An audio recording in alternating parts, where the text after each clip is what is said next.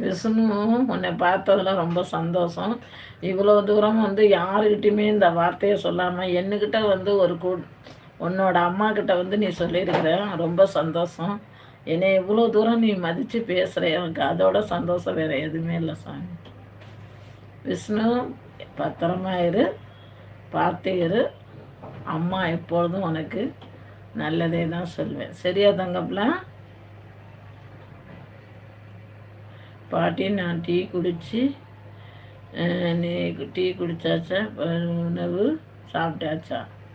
மதிய உணவு சாப்பிட்டேன், டீ இன்றைக்கி குடிச்சிட்டேன். ஆமாம், இன்றைக்கி மருமக வந்து டீ குடிச்சிச்சு. யாரப்பா? ப்ளூஸு ஆனால் என்ன கலர் சட்டை இது? லைட் பிங்கு கலர் சட்டை.